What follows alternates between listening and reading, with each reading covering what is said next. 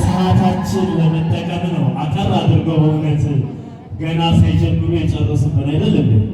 ስለዚህ ከሰዓት 10 ሰዓት ጀምረን እንገናኝ። ከዚህ በመቀጠል በብፁዕ አባታችን መልካም ፈቃድ አሁንም ሁላችንም ተረጋግተን ልክ ቅድም ዶክተር ከተማ አጠር አድርገው በአፋን ኦሮሞ እንዳስተማሩን አሁን ደግሞ በአማርኛ መጋቤ ሐዲስ መምህር ነቃጥበብ ከፍያለው በአዲስ አበባ ሀገረ ስብከት የቦሌ ገርጂ ገነተ ፈለገ ገነት ቅዱስ ጊዮርጊስ ቤተክርስቲያን ሰባኪና የመጽሐፍ መምህር ናቸው።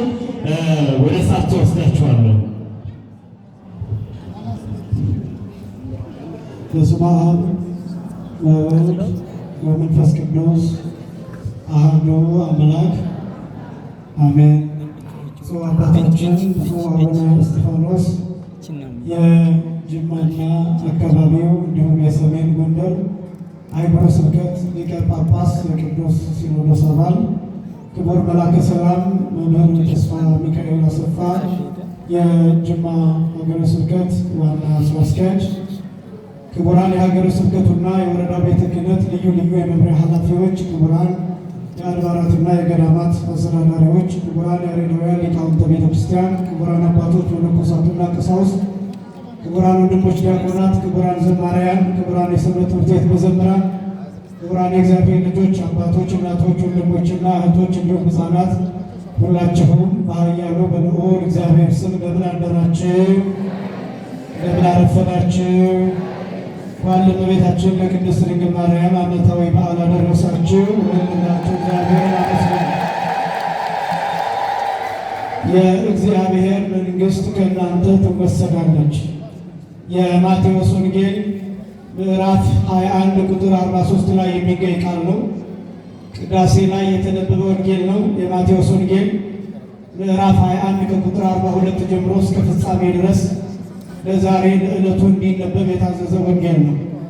ይህች ቤተ ክርስቲያን እንደሚታወቀው ብሉይን ከሐዲሱ ሐዲሱን ከብሉዩ አስማምታ የምታስተምርና የምታገለግል ቤተ ክርስቲያን በመሆኗ ወንጌሉን ከብሉይ ኪዳን ጋራ ከብሉይ ኪዳኑ ታሪክ ጋራ ከዕለቱ በዓል ጋራ አገናኝታ እያመሰገነች በዓሉን ታከብራለች። ዛሬ በጣም ብዙ በዓላት ይከበራሉ።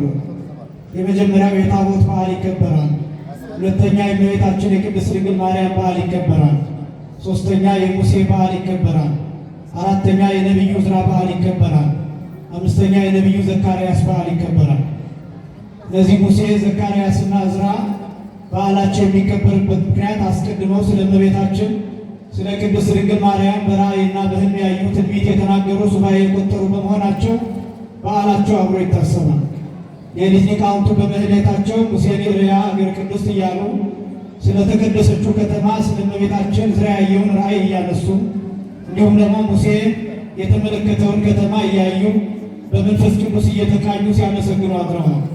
እንዲሁም ደግሞ ዘካርያስ የተቋመ ማኅቶት የወርቅ መቅረዝ የብርሃን መቅረዝ የሆነችውን እመቤታችንን ዘካርያስ እንዳየ አስቀድሞ እየተጠቀሰ የእመቤታችን የቅድስት ድንግል ማርያም በዓል ክብር ከነዚህ ከነቢያት በዓላት ጋር ሲታሰባት ነው። በዓሉ በጣም ሰፊ ሀሳብ ነው። እኔ ርዕሱን ካነሳሁበት ነጥብ ጋር ብቻ አገናኝቼ ለውስን ደቂቃዎች ብቻ ቆይታ እናደርጋለን። እግዚአብሔር መንፈስ ቅዱስ ለሁላችንም ምስጢርንና ጥበብ እንዲገልጥልን ቅዱስ ፈቃዱ ይሆንልን። የእግዚአብሔር መንግሥት ከእናንተ ትወሰዳለች። የማቴዎስ ወንጌል ምዕራፍ 21 ቁጥር 43 ላይ የሚገኝ ኃይለ ቃል ነው። የዛሬው ታሪክ በጣም ሰፊ ነው። በኦሮምኛ ቋንቋ ያስተማሩን መምህራችን ዶክተር ከተማ በቋንቋው እንደገለጡልን ተስፋ በማድረግ እኔ በጣም ጥቂት ነጥቦችን ብቻ አነሳለሁ። የዛሬው ታሪክ መጽሐፈ ሳሙኤል ምዕራፍ 2 ጀምሮ እስከ ምዕራፍ 6 ድረስ በመጀመሪያው የሳሙኤል መጽሐፍ ላይ የሚገኝ ክፍል ነው። የተወደዳችሁ ክርስቲያኖች እጅግ በጣም ብዙ አስተማሪ ታሪክና በተለይ ደግሞ ቅዱሳት መጽሐፍትን ለማንበብና ለማጥናት የምትፈልጉ ሰዎች አስቀድሞ የሚመከረው ይሄ መጽሐፍ ቅዱስ ክፍል ነው። መጽሐፍ ቅዱስን የሚገልጡ ሰዎች መጀመሪያ ይህንን ክፍል እንዲያነቡ ይመከራል። በጣም ብዙ የሕዝብ ታሪክ፣ የነገሥታትን ታሪክ፣ የመሪዎችን ታሪክ፣ የነቢያትን ታሪክ፣ የካህናትን ታሪክ የያዘ ነው። የዛሬው በዓል በአጭር ሲገለጥ ታቦተ ጽዮን ተማርካ ድል አድርጋ የተመለሰችበት ታሪክ የሚተረክበት ነው። ዋናው ነጥብ ግን ታቦተ ጽዮን ለምን ተማረከች የሚለውን ነጥብ ማንሳት ያስፈልጋል። በሶስት ምክንያቶች ታቦተ ጽዮን ተማርካለች። አንደኛ በመሪዎች ኃጢአት፣ ሁለተኛ በካህናት ኃጢአት፣ ሶስተኛ በሕዝብ ኃጢአት። በእነዚህ በሶስቱ የማህበረሰብ መደቦች ኃጢአት ምክንያት ታቦተ ጽዮን ተባርካለች። ዘመኑ ዘመነ መሳፍንት ነው። ዘመነ መሳፍንት የሚባለው ዘመን እጅግ አስጨናቂ የነበረ ዘመን ነው። መጽሐፈ መሳፍንት ላይ እንደሚናገረው ምዕራፍ 21 መጨረሻ ላይ ወይም መጽሐፈ መሳፍንት የመጨረሻው ክፍልን የሚዘጋው እንዲህ ብሎ ነው። በዚያ ዘመን ንጉሥ እስራኤል አልነበራቸውም። ነገር ግን እያንዳንዱ ያማረውንና ደስ ያሰኘውን ሁሉ ያደርግ ነበር። ሁሉም ደስ ያሰኘውን መልካም የመሰለውን ነገር ሁሉ ያደርግበት የነበረበት ጊዜ፣ መሪዎች አገሪቱን ይቦጫጭቁ የነበረበት ጊዜ፣ አገራቸውን እስራኤልን ይጎትቱበት የነበረበት ጊዜ፣ ትውልድ ይረገጥበት የነበረበት ጊዜ፣ ያሸነፈ የሚመራበት፣ ጉልበተኛ የሚመራበት፣ ጥበበኛ ሳይሆን አዋቂ ሳይሆን የተማረ ሳይሆን መንፈሳዊ ሳይሆን አይሁዳዊ ወይም እስራኤላዊ ስለሆነ ሳይሆን ጉልበተኛ የሆነ ብቻ በጦርነት ያሸነፈ ብቻ ይመራበት የነበረበት ዘመን ነው። በዚያ ዘመን ብዙ እናቶች ተገለዋል። ብዙ እናቶች በካራ ተበጣጥሰው 12 አካሎቻቸው ለእስራኤል የተላከበት ዘመን ነው። ያዘመን እጅግ በጣም አስጨናቂ ዘመን፣ ሕፃናት የተገደሉበት ዘመን፣ ሕፃናት መስዋዕት ሆነው የቀረቡበት ዘመን፣ ብዙ ወጣቶች የታረዱበት ዘመን፣ ብዙ ጦርነት የነበረበት ዘመን። ዘመነ መሳፍንት ማለት እርስ በርስ የተገዳደሉበት ዘመን። እስራኤላውያን አንድ ነገድ ከምድረ ገጽ እስኪጠፋ ድረስ በተለይ ነገደ ብንያም ተብሎ የሚጠራው ነገድ ከምድረ ገጽ ጭልጥ ብሎ እስኪጠፋ ወንዶቹ እስኪያልቁ ድረስ ሴቶች ብቻ እስኪቀሩ ድረስ ጦርነት የነበረበት ዘመን ነበር። ያ ዘመን ዘመነ መሳፍንት የሚባሉ ዘመን። ያ የመሪዎች ኃጢአት ይባላል። ሁለተኛው የካህናት ኃጢአት ነው። የካህናቱ ኃጢአት የአፍኒንና የፊንያስ ኃጢአት ነው። ይህም በሶስት የተከፈለ ነው መጽሐፍ ቅዱስ ያስቀመጠው። በዚያ ዘመን የነበሩትን የኤሊ ልጆች አፍኒንና ፊንሐስን መጽሐፍ ቅዱስ ሲገልጣቸው ምናምንቴዎች ነበሩ ብሎ ነው የሚገልጣቸው። ምናምንቴ ከመሆን እግዚአብሔር ሁላችንን የሚሰውረን ምናምንቴዎች ነበሩ ይልና ሶስት ኃጢአቶቻቸውን ይዘረዝራል። አንደኛው ኃጢአታቸው ሥርዓተ መሥዋዕትን ማፋለስ ነበር። ሁለተኛው ኃጢአታቸው ሥርዓተ መቅደስን ማፋለስ ነበር። ሶስተኛው ኃጢአታቸው ዝሙት ነበር። እነዚህ ሶስቱ ኃጢአቶች መጽሐፍ ቅዱስ ላይ ተዘርዝረዋል። ሥርዓተ መሥዋዕት ማፋለስ ማለት ለካህናቱ የሚገባውን መሥዋዕት ገና ከመብሰሉ አስቀድሞ ካህኑ እየሮጠ ይሄድና ይሄን ነው የምፈልገው ብሎ ቀዩንና ነጩን መርጦ ጥሬውን ሥጋ ወስዶ ራሱ አብስሎ ይበላ ነበር። ከዚያ በፊት የነበረው ሥርዓት ግን የሚያበስሉ ሰዎች አብስለው ሜንጦውን ሥራ ውስጥ ከተው ሜንጦው ወይም የሥጋ ማውጫው ያወጣው የመጀመሪያው በረከት ለካህኑ ይሆን ነበር። ይህ ግን የአፍኒንና የፊንሐስ ታሪክ እነሱ የመረጡትን ሥጋ የመረጡትን ጮማ የመረጡትን ነገር አንስተው ሥርዓተ መሥዋዕትን አፋልሰው ለሆዳቸው ብቻ ያድሩ ነበር። ይሄ በአጭር ቃል ሲገለጥ ዘረፋ ይባላል። አፍኒንና ፊንሐስ ያኔ ዘራፊዎች ነበሩ። መሥዋዕቱን ይዘርፉት ነበር። እግዚአብሔር በዚህ ተቆጣ። ሁለተኛው ኃጢአታቸው ወኢያሰነዩ ማኅቶቶሙ ለአቤቶ ይላል። ሙሴና አሮን በቀዳማይ ሰዓተ ሌሊት ወይም ማታ ከምሽቱ 1 ሰዓት አብርተው ጠዋት ላይ የሚያጠፉት መብራት መቅረዝ ነበር። ነገር ግን አፍኒንና ፊንሐስ ይህን ሥርዓት ማጥፋት ፈለጉ። ሰው በሌለበት በባዶ ቦታ እየበራ ቢያድር ምን ጥቅም አለው ብለው መብራቱን አጠፉት። መብራቱን ማብራት ተዉ። የእግዚአብሔርን ሥርዓት ተላለፉ። ሰውነታቸው ከሙሴ ሰውነት ሳይበልጥ ሙሴን ናቁት። ሙሴ በተራራ ላይ ከእግዚአብሔር ጋር የተነጋገረ ጻድቅ ነው። ሙሴ 6 የእሳት መጋረጃ የገለጠ በሰባተኛው የእሳት መጋረጃ የደረሰ ጻድቅ ነው። 40 ቀን ከእግዚአብሔር ጋር የቆየ ሳይበላና ሳይጠጣ ከእግዚአብሔር ጋር የቆየ የሲና ተራራ ላይ እሳት ያየ የመለኮትን እሳት ያየ የመላእክትን እሳት ያየ ከእግዚአብሔር ጋር የተነጋገረ የታመነ ስለ ክርስቶስ መከራ መቀበልን የመረጠ በተአምኖ ሊቆ ሙሴ እንዲል ቅዱስ ጳውሎስ በእምነት አድጎ የፈርዖን ልጅ መባልን እምቢ ያለ ጻድቅ ነው ሙሴ። ሰውነታቸው ከሙሴ ጋር እኩል ሳይሆን የሙሴን ሥርዓት ናቁ። የተከበራችሁ ክርስቲያኖች፣ አንዳንድ ሰዎች አሉ እንደዛ የሚያደርጉ የአባቶቻቸውን ሥርዓት የሚያፈልሱ። ይሄ ምን ይሠራል? ይሄ ምን ያደርጋል? ይሄ ምን ይጠቅማል? ይሄ ለምን ይሆናል ብለው የአባቶቻቸውን ሥርዓት የሚንቁ የሚያወርዱ ብዙ ሰዎች አሉ። ሰውነታችን ከአባቶቻችን ሰውነት ጋር እኩል አይደለም። ሕይወታችን ከሕይወታቸው ጋር እኩል አይደለም። ቅድስና የለንም በእውነት ንጽሕና የለንም በእውነት የአባቶቻችን ሥርዓት እንንቅ ዘንድ በእውነት አንችልም። እኛ የተዋረድንን በእውነት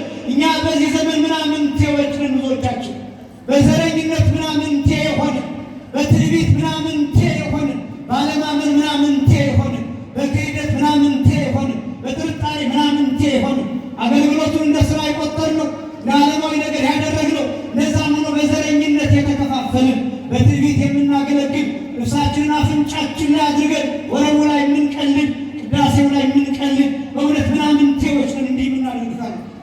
ይሄ ኃጢአት ያመጣል። ይሄ መቅሰፍት ያመጣል። ይሄ ሞት ያመጣል። አገሪቱ ላይ ያሉት እየተፈራረቁ ያሉት ይሄ ምስኪን ህዝብ ላይ ይሄ ንጹህ ህዝብ ላይ እየተፈራረቀ ያለው ሞት ወተት የሚገባቸው ህፃናት ፍትፍት የሚገባቸው ህፃናት ላይ ጥይት የሚዘንብባቸው ሰይፍ የሚያርፍባቸው ካራ ባንገታቸው የሚያርፍባቸው በእኛ ኃጢአት ምክንያት አገልጋይነት ምን እንደሆነ ባልተረዳን ሰዎች፣ መቅደሱ ምን እንደሆነ ባልገባን ሰዎች፣ ቅዳሴ ምን እንደሆነ ባልገባን ሰዎች፣ ሥጋ ወደሙ ምን እንደሆነ ባልገባን ሰዎች፣ ማህሌቱ ምን እንደሆነ ባልገባን ሰዎች፣ መስዋዕት ምን እንደሆነ መንፈሳዊ ኃላፊነት ምን እንደሆነ ባልተረዳን ሰዎች አገር እየታመሰች ነው። በሁለት ዓመተ ጽዮን ዛሬም ተማርካለች። ታስታውሳላችሁ? የዛሬ 3 ዓመትና 4 ዓመት የሰሜኑ ክፍል ተዘግቶብን ዙሪያውን እየዞርን አክሱም ጽዮንን ለመሳለም ለ2 ዓመታት ተዘግተናል። አሁንም በዚያ ምክንያት የቀነሰው ብዙ ነው፣ ማሄደው ብዙ ነው። ከዚህ በላይ ምርኮ የለም። ያ በምን ምክንያት ሆነ ቢባል የመጀመሪያው በካህናቱ ኃጢአት ምክንያት ስርዓት በማፋለስ መቅደሱን በመናቅ ምክንያት በእውነት ለሁላችንም ማስተዋል ያድለን። በዚህ ምክንያት የኤሊ ልጆች ምናምንቴዎች ተብሎ ተጠርተዋል። ሶስተኛው ኃጢአታቸው ዝሙት ነበር። ቤተ መቅደሱን ለመሳለም የሚመጡትን ጸሎት ለማድረግ የሚመጡትን ወታደሮች፣ ባለትዳሮቹን ሴቶች፣ ቆነጃጅት እነዚህን ሴቶች አፍኒንና ፊንሐስ እንደ ፍላጎታቸው አድርገው ከደብተራ ኦሪቱ ሳይርቁ በመቅደሱ ዙሪያ ከሴቶቹ ጋር ይተኙ ነበረ። በዚህ ምክንያት ሴቶቹ ተጨነቁ፣ ተሳቀቁ። ይህንማ ከባሎቻችን እናገኘዋለን። እንዲህ ከሆነ ወደ መቅደሱ እንሄዳለን ብለው ወደ መቅደሱ ለምን እንሄዳለን ብለው ከመቅደሱ ራቁ፣ ከቤታቸው ቀሩ፣ ከእግዚአብሔር ተለዩ። ዛሬ በእኛ ኃጢአት ምክንያት ከቤተክርስቲያን የሚርቁ ብዙ ናቸው። ሃይማኖታቸውን የሚለውጡ መቅደስ የማይመጡ ቤተክርስቲያኑ የሚያስጠላቸው እኛ በሌለንበት ሰዓት በተዘጋበት ሰዓት መጥተው የሚያለቅሱ ብዙ ናቸው። ወጥተው የቀሩ በጣም ብዙ ናቸው። በእውነት ይህን መቅደስ የመጠበቅ ኃላፊነት እኛ ላይ ወድቋል። ኦርቶዶክሳዊነትን የመጠበቅ ኃላፊነት፣ ታቦት የመጠበቅ ኃላፊነት እኛ ላይ ወድቋል። መንፈሳዊነትን የመጠበቅ ኃላፊነት፣ ማህበረሰብን የመጠበቅ ኃላፊነት፣ ትውልድን የመጠበቅ ኃላፊነት እኛ ላይ ወድቋል። ይሄ ኃላፊነት አልገባን። በእውነት ይሄ ኃላፊነት አልገባን፣ አልተረዳ ነው። በጣም ብዙ ከእጃችን እየሾለከ ያለ ትውልድ ብዙ ነው። እኛ የምናየው ልብስ ላይ የሚመጣውን ህዝብ ነው። መምጣት የሚገባው ግን ያልመጣው ህዝብስ፣ አሁን የሚያጨሰው ህዝብስ፣ በዚህ ሰዓት የሚቅመው ህዝብስ፣ በዚህ ሰዓት የሚያመነዝረው ህዝብስ፣ ማያስቀድሰውስ ህዝብ፣ እንደ አጋጣሚ የሚመጣውስ፣ እንደ አጋጣሚ የሚሄደውስ፣ ማይሰማንስ ህዝብ፣ ቤተክርስቲያኗን የማያውቃት መቅደሱን የማያውቀው በመሀል ያለ ህዝብስ፣ ይህን ህዝብ እንዴት እናድርገው? እኛ የምናየው እናንተን ነው። አይናችን የሚሞላው እናንተን ስናይ ብቻ ይመስለናል። ብዙ ህዝብ አለ። ከዚህ በረት ያልሆነ ግን ወደዚህ በረት ልናመጣ የሚገባ ብዙ ህዝብ አለ። ብዙ ኃላፊነት አለብን። ምናምንቴዎች ሆነናል። በዚህ ፊት ተንቀናል። ይሄ ካህናቱን ብቻ የሚመለከት አይደለም። ሶስተኛው ኃጢአት የህዝብ ኃጢአት ነው። የህዝብ ኃጢአት ሰርተናል። ንስሐ ያልገባንበት ኃጢአት፣ በአደባባይ ይቅርታ ያልጠየቅንበት ኃጢአት፣ ያልተጸጸፍንበት ኃጢአት፣ ሰው ተዘግዝቆ የተሰቀለበት ኃጢአት፣ እርጉዞች ማህፀናቸው የተሰነጠቀበት ኃጢአት፣ ጽንስ የወጣበት በእሳት የተቃጠለበት ኩላሊት የተበላበት ኃጢአት፣ በሚሊዮን የሚቆጠር ህዝብ የገደልንበት ኃጢአት፣ በጦርነት ወንድሞቻችን ላይ አመፅ ያነሳንበት፣ ጦር የመዘዝንበት፣ ጥይት የተኮስንበት ኃጢአት። ከ2 ሚሊዮን ህዝብ በላይ ኢትዮጵያ ውስጥ አልቋል። ስለዚህ አላልኩም። ያወራሁት ስለ ኢትዮጵያውያን ነው። የተናገርኩት ስለ ኦርቶዶክሳውያን ነው። ማተብ ስላሰሩ ክርስቲያኖች ነው። 20-30 ሆነው በአንድ ጉድጓድ የተቀበሩ ብዙዎች ናቸው። እንዲያውም አንዳንዶቹ ያልተቀበሩ ሬሳቸው አሞራ በልቶት ጅብ በልቷቸው የቀሩ አጥንታቸው አሁንም እንደ ግንድ ሜዳ ላይ የሚታዩ ወታደሮች አሉ። አስከሬናቸው ለውሃ የተሰጠ ለወንዝ የተሰጠ የአባይና የተከዜ ውሃ የወሰደው የሱዳን መሬት የበላው የሱዳን አፈር የጠጣ ብዙ ሬሳ፣ ብዙ ኢትዮጵያዊ ሬሳ፣ ብዙ ኦርቶዶክሳዊ ሬሳ ይቅርታ አልጠየቅንበትም። አደባባይ ላይ ስለ ጦርነቱ ስንናገር ያኔ አደባባይ ላይ ወጥተን በለው ውቃው ቀጥቅጠው ብለን አዋጅ ተናገርን። ጦርነቱ ካለፈ በኋላ ግን ፖለቲከኞቹ ሲታረቁ እኛ አንዱ እዚያ ጳጳሳት አዚህም ጳጳሳት። እኛ አልተጨባበጥንም፣ እኛ ተለያይተናል፣ ገና አብረን አልቀደስንም። በምስጢራት ተለያይተናል፣ በመቅደስ ተለያይተናል፣ በብዙ ነገር ተለያይተናል። ለምን ቢባል ገና ይቅርታ በይፋ አልጠየቅንበትም፣ አልተናዘዝንም፣ አልተጸጸትንም፣ አላለቀስንም። ከዚህ በላይ የታቦት መማረክ አለ? ከዚህ በላይ ውርደት አለ? ከዚህ በላይ የሕዝብ ኃጢአት አለ? አንድ ላይ ሆነን የሰራነው እንደ ፈረስ ጆሮ ተካክለን የሰራነው ይሄ የሕዝብ ኃጢአት። እነዚህ ሶስቱ፣ አንደኛ የመሪዎች ኃጢአት፣ ሁለተኛ የካህናቱ ኃጢአት፣ ሶስተኛ የሕዝብ ኃጢአት። እነዚህ ኃጢአቶች በረቱ። እግዚአብሔር ወደ ኤሊ መልእክተኛ ላከ፣ መልአኩን ላከ። ኤሊ አለው ልጆች የሚያደርጉትን ታውቃለህ ወይ? አዎ አለ። እንግዲያውስ እያወቅህ ልጆችህን ትታቸዋልና በቤትህ ሽማግሌ እንዳይገኝ አደርጋለሁ። ለዘላለም ነው የሚለው። በጣም አስፈሪ ነው ይሄ። ሽማግሌ ሲታጣ አስታራቂ ይታጣል፣ ሰላም ይታጣል፣ የሚመክር ይታጣል፣ የሚጸልይ ይታጣል፣ ከእግዚአብሔር ጋር የሚያስታርቅ ይታጣል። ደሙ የበረደ ሰውነቱ የቀዘቀዘ ተው እባክህ ብሎ የሚመክር የታገሰ ታሪክ የሚናገር ታሪክ ለትውልድ የሚያስተላልፍ ይጠፋ። ሽማግሌ ሲጠፋ አደገኛ ነገር ነው። ታውቃላችሁ በኢትዮጵያውያን አሁን ባለንበት የሕዝብ ቁጥር ወደ 130 ሚሊዮን እየደረስን ነው። 70% የሚሆነው ወጣት ነው። ከ30% ውስጥ ደግሞ 10% እንኳን አይሆንም ሽማግሌ። ሽማግሌ እያጣን ነው። ትልቅ ሰው እያጣን ነው። ለቤተክርስቲያን የሚቆረቆሩ ለሀገር የሚቆረቆሩ እያጣን ነው። በእውነት እግዚአብሔር ከእርግማን ሁላችንንም ይሰውረን። ያኔ ኤሊ ያለው እግዚአብሔር እንደዛ ኤሊ ዝም አለ። አሁንም አልመከራቸው። እግዚአብሔር ሌላ ሰው መረጠ፣ ጻድቅ ንጹሕ፣ ራእዩን ሊረዳ ሊሰማ የሚችል ማንም መረጠ። ሳሙኤል ያኔ ምን ነበር? ብላቴና ነበር፣ ሕፃን ነበር፣ ንጹሕ ነበር፣ የዋህ ነበር፣ ገና ንጻ ጠባይ ያላለፈበትም ነበር። እግዚአብሔር ሳሙኤልን ጠራው። ሳሙኤል አለ። ሳሙኤል ሕፃን ስለነበር ራእይ አይቶ ስለማያውቅ ተመለሰና ወደ ኤሊ ሄደ። አባቴ ሆይ ጠራኸኝ? እነሆኝ አለ። አልጠራሁህም አለ። ሳሙኤል ተመለሰ። እንደገና እግዚአብሔር ሳሙኤል ብሎ ጠራው። አሁንም ወደ ኤሊ ሄደ። 3 ጊዜ ኤሊ ጠረጠረ እግዚአብሔር እንዳናገረው። ሳሙኤል ሊያጠራው ከዚህ በኋላ ሳሙኤል ብሎ ሲጠራ ታጠቅና ቀጥ ብለህ ቁም፣ ከዚያ ባሪያህ ይሰማል፣ ጌታ ሆይ ተናገር ብለዋል። ሳሙኤልን 4ኛ ጊዜ ሳሙኤል ብሎ ጠራው። ሳሙኤል ቀጥ ብሎ ቆመ። ብላቴና እግዚአብሔር ሰው አጣ። እግዚአብሔር ሰው ስላጣ በሳሙኤል በኩል መልእክት መላክ ጀመረ። በሕፃኑ በኩል መልእክት መላክ ጀመረ። እግዚአብሔር በማን በኩል እንደሚናገራቸው አታውቁ። እግዚአብሔር በምን መልኩ እንደሚነግራቸው አታውቁ። ለሳሙኤል እንዲህ አለው እግዚአብሔር አንድ ቃል ብቻ እዚህ ወፌጽም ብሎ ተናገረ። እጀምራለሁ እጨርሳለሁ። ምን ቃል ነው የነገረው?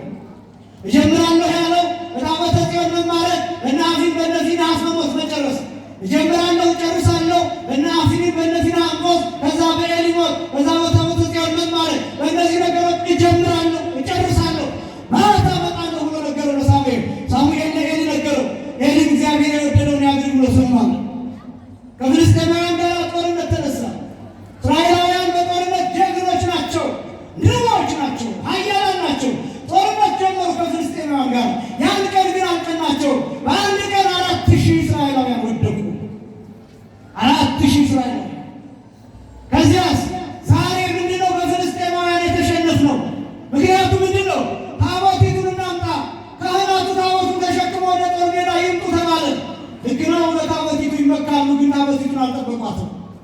እኛም በጣም ብዙዎቻችን በኦርቶዶክሳዊነት እንመካለን፣ ኦርቶዶክሳዊነትን ግን አንጠብቀው።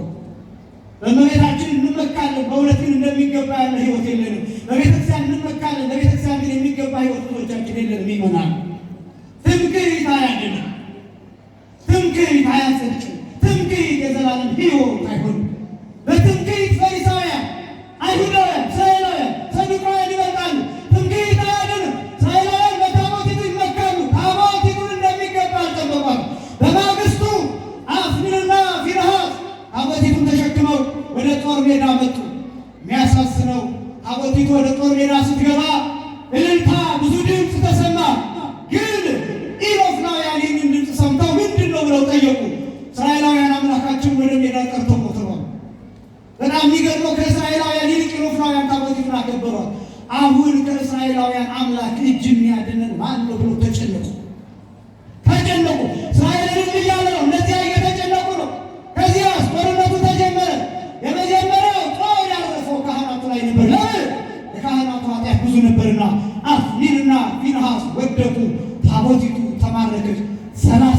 ሺህ እስራኤላውያን በአንድ ቀን አለቁ። 30 ሺህ እስራኤላውያን። ታቦት የያዘ ሰው እንዴት ይሸነፋል? አያምሩበትማ። ታቦቱ ማዳን ስለማይችል አይደለም። ታቦቱ ኃይል ስለሌለው አይደለም። ጉልበት ስለሌለው አይደለም። አላመኑም፣ እንደሚገባ አልያዙም። የተከበራችሁ ክርስቲያኖች ካላከበርነው የእግዚአብሔር መንግሥት ከኛ ይወሰዳል፣ ከኛ ይወሰዳል። ቁርባን ከኛ ይወሰዳል። ሟርት አይደለም ጌታ ነው የተናገረው። ወይሁንዋ ለካልአን ለእለ ይገብሩ ፍሬሃ ይላል። ፍሬዋን ለሚያደርግ ሕዝብ ትሰጣለች፣ የእግዚአብሔር መንግሥት ከእናንተ ትወሰዳለች ይላል። ማህሌቱን ካላከበርነው ይወሰዳል፣ በዘፈን ይተካል። ሟርት አይደለም። ዝማሬውን ካላከበርነው በዘፈን ይተካል፣ ይወሰዳል። ሕንፃውን ካላከበርነው ይወሰዳል። መቅደሱን ካላከበርነው ይወሰዳል። ክህነት ካልተከበረ ይወሰዳል። ዲቁና ካልተከበረ ይወሰዳል። ሰንበት ተማሪነት በአግባብ ካልተያዘ ይወሰዳል። ኦርቶዶክሳዊነት ካልተጠበቀ ይወሰዳል። መንፈሳዊነት ካልተረዳነው ይወሰዳል። የእግዚአብሔር መንግሥት ከኛ ይወሰዳል። አንዳንድ ነገሮች ከኛ እየሄዱብን ነው የሚመጣው፣ ከኛ እየተወሰዱብን በጠላት እጅ እየገቡ መጠንቀቅ መጠበቅ ያስፈልጋል። 30 ሺህ ሕዝብ አንድ ጊዜ አለቀ። ታቦተ ጽዮን ተማረከች። ኢሎፍላውያን ወሰዷት። ከዚያ በሚያሳዝን ሁኔታ ታቦቲቱን ዳጎን ተብሎ ከሚጠራ ጣዖታቸው ጋር አስቀምጧት። እንዴት አድርገው እንደሆነ ታውቃላችሁ? ታቦቲቱን ከታች ጣዖቱን ከላይ አድርገው አስቀመጡ።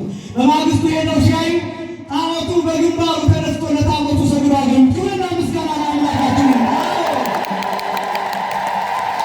ቅዱስ ጳውሎስ እንደተናገረው ሁለተኛ ቆሮንቶስ ምዕራፍ 6 ቁጥር 15 ጀምሮ እነሆ ዘደመሮ ለታቦት ምስለ ጣዖት ይላል። ታቦትን ከጣዖት ጋር ማን እንዳደረገ ነው። ታቦት የእግዚአብሔር ስም፣ ታቦት ኢየሱስ የሚለው ስም ያለበት ይሄ አባቶቻችን የተሸከሙት የቃል ኪዳን ታቦት ይሄ ጽላት ላይ ኢየሱስ የሚለው ስም አለበት። ክብርና ምስጋና ለስም አጠቃላይ ኢየሱስ ነው። መጽሐፍ እንዲህ እንዳዘዘን ቅዱስ ጳውሎስ እንዲህ እንዳዘዘን ከመለስሙ ለኢየሱስ ክርስቶስ ይስግድ ኩሉ ምድር ዘውስተ ሰማይ ወዘውስተ ምድር በዘበታዊት ዓለም ምላስ ሁሉ ጉልበት ሁሉ አንደበት ሁሉ ሰውነት ሁሉ ሕዋሳት ሁሉ ኢየሱስ ለሚለው ስም ይንበረከክ ዘንድ ይሰግድ ዘንድ ይገባል ብሎ መጽሐፍ እንዳዘዘን እነሆ በቃል ኪዳኑ ታቦት ፊት እንንበረከካለን። ክብርና ምስጋና ለአምላካችን ኢየሱስ ክርስቶስ። ያ ስም ያለበት ስለሆነ ታቦቱ ኃይል አለው። ከዚያስ ታቦቱ ተነስቶ ተገኘ። እንደገና በታቦቱ ፊት ጣዖቱ ተነስቶ ተገኘ። ከዚያ እንደገና ጣዖቱን ከላይ አድርገው አሁንም ሄዱ። በሁለተኛው ቀን ተመልሰው ሲያዩ ጣዖቱ ተቆራርጦ አንገቱ የብቻ እጁ የብቻ እግሩ የብቻ ተቆራርጦ ነበር። ክብርና ምስጋና ለአምላካችን። ታቦትና ጣዖት ማን እንዳደረገው ታቦቲቱ የተማረከችው ኃይሏን በኢሎፍላውያን በፍልስጥኤማውያን ዘንድ ታሳይ ዘንድ ነበር የተማረከችው። ይሄ ብቻም አይደለም፣ በእባጭ ተመትተዋል፣ በመቅሰፍት ተመትተዋል። መስዋዕት አቅርበው ነው የዳኑት። በብዙ መቅሰፍት ተመትተዋል። ከዚያ በኋላ በሁለት ላሞች አማካኝነት በሰረገላ አድርገው እንደገና ከ7 ወር በኋላ ወደ እስራኤል ወደ ኢየሩሳሌም ታቦቲቱ እንድትመለስ አድርገዋል። የተከበራችሁ ክርስቲያኖች በእውነት ታቦት የሚባለው ይሄ ቃል ኪዳኑ ታቦት ብቻ አይደለም። እናንተ ታቦት ናችሁ። እኔ ታቦት ነኝ፣ አንቺ ታቦት ነሽ፣ አንተ ታቦት ነው። የተከበራችሁ ክርስቲያኖች ታቦት በ3 ነው የሚተረጎሙ። አንደኛው ይሄ ስሙ ያለበት፣ ሁለተኛው ቤተክርስቲያኗ ራሷ ታቦት ተብላ ትጠራለች መላው። ሶስተኛው ግን እያንዳንዱ ክርስቲያን ታቦት ተብሎ ይጠራል። ለዚህ ለታቦቱ ለቃል ኪዳኑ ታቦት ማህሌት ቆምንልን። ለእኛስ ማህሌት የሚቆምልን መቼ ነው? የእኛ ነፍስ የምትነግሰው መቼ ነው? ለዚህ ታቦት ሰገድን፣ ለጽላቱ ሰገድን፣ ማህሌት አደርን፣ ቆምን፣ ከበሮውን ይዘን ተሽከረከርን፣ መቋሚያውን አሽከረከር ነው፣ ጽናጽሉን አሽከረከር ነው። የአንተ ነፍስ ከታቦቱ ጋር እኩል እንደሆነች ታውቃለህ። የአንቺ ነፍስ ከታቦቱ ጋር እኩል እንደሆነች ታውቃለች። ይህ ታቦት እኮ ለእኛ ነው፣ እኛ አይደለንም ለታቦቱ። ታቦቱ ለእኛ ነው። የነፍሳችሁን ክብር፣ ለአእምሯችሁን ክብር፣ የሰውነታችሁን ክብር፣ የማንነታችሁን ክብር፣ የኦርቶዶክሳዊነታችሁን ክብር እወቁት። ለእናንተ ማህሌት ቁሙላት፣ ለነፍሳችሁ ሰዓታት ቁሙላት። ነፍሳችሁን አንግሷ፣ ነፍሳችሁን አጅቧ፣ ለነፍሳችሁ ዘምሩላት። ነፍሳችሁን ወደ እግዚአብሔር አቅርቧ። ነፍሳችሁን ቀድሷል፣ ሰውነታችሁን ቀድሷል፣ አይምሯችሁን ቀድሷል። ያ ካልሆነ ግን የእግዚአብሔር መንግሥት ከእናንተ ይወሰዳል፣ ከእኛ ይወሰዳል። ይህን ጠብቀው ይጠናል። በንግስ ብቻ አይደለም መገኘት። ሁልጊዜ በማስተምርበት ቦታ ይሄን ይናገራሉ። መልካም በጣም ብዙዎች ናችሁ። ስለ ብዛታችሁ በእውነት እግዚአብሔር የተመሰገነ ይሁን። አመስግኑት፣ እግዚአብሔር አመስግኑ። ይመናል ጨርሻለሁ። ነገር ግን ቤተክርስቲያን የምትፈልጋችሁ ለዳት ብቻ አይደለም። ቤተክርስቲያን ሁልጊዜ ትፈልጋቸዋለች። ቅዳሴ እኮ አለ ሁልጊዜ፣ ማህሌት እኮ አለ። የናጽዮን ብቻ እኮ አለ ማህሌት ያለ። የዛሬ ወደ እመቤታችን ማህሌት ይቆማሉ፣ በየወሩ ማህሌት ይቆማል፣ የቅዱስ ሚካኤል ማህሌት ይቆማል፣ በየሁሉ መዝሙር አለ። ምነው ይሄን ለምንድን ነው ድምቀት ብቻ የምትፈልጉት? ለምንድን ነው ሙቀት ብቻ የምትፈልጉት? ለምንድን ነው እልልታ ብቻ የምትፈልጉት? ለምንድን ነው የቃል ኪዳኑ ታቦት ይወጣል ስትባሉ ብቻ የምትመጡት? ዛሬ መምጣታችሁን እየተቃወሙ ማለት ነው። ነገ የማትመጡት ለምንድን ነው? የዛሬ ሳምንት እሑድ የማትመጡት ምንድን ነው? ከሰንበት በላይ የከበረ በዓል አለ? ሰንበት ቀን የሚያስቀድሰው በጣም ጥቂት ነው። የሚያስቀድሰው ሰው እየሮጠ ነው የሚወጣው፣ እየሮጠ ስጋ ወደሙ አይቀበልም። ሕፃናትን አቁሞ በፒጃማ ልጆቹን አንጠልጥሎ እየሮጠ ይወጣል። የተባረረ እስኪመስል የተገረፈ እስኪመስል ድረስ ምን ነው ይመናል? ይህ ዘመን ከቤተክርስቲያን ያስወጣል ወይ? ይህ ዘመን ከቤተክርስቲያን ይለያል ወይ? ይህ ዘመን ከጸሎት ውጭ ሌላ ላሲያስብ ይችላል ወይ? ይህ ዘመን አጥብቀን ወደ እግዚአብሔር የምንቀርብበት ጊዜ ነው። ዛሬ ብቻ አይደለም፣ ነገም ከነገ ወዲያ የዛሬ ሳምንት ሁሉ። ያ ካልሆነ ግን እግዚአብሔር መንግስት ከኛ ይወስዳል። በእውነት መንግስቱን ከኛ እንዳይወስድብን የአምላካችን ቅዱስ ፈቃዱ ይሆንልን። በመንግስቱ ጸንተን ዘላለማዊት መንግስቱን ዘላለማዊ ሕይወት እንድንወርስ አምላካችን እግዚአብሔር ይርዳል። ያስተማረን አባቶቻችን አምላክ እግዚአብሔር ይክበር ይመስገን። እሱ በደንብ ሌላቸው እግዚአብሔርን አመስግኑልኝ። እጅግ በሚደንቅ በአጭር ደቂቃ እጅግ የሚደንቅ ትምህርት ለሕይወታችን በእውነት ላመስግን። አንተ፣ እኔ፣ አንቺ፣ እርሱ ነው እሱ ነው የሚባል ነገር ሳይሆን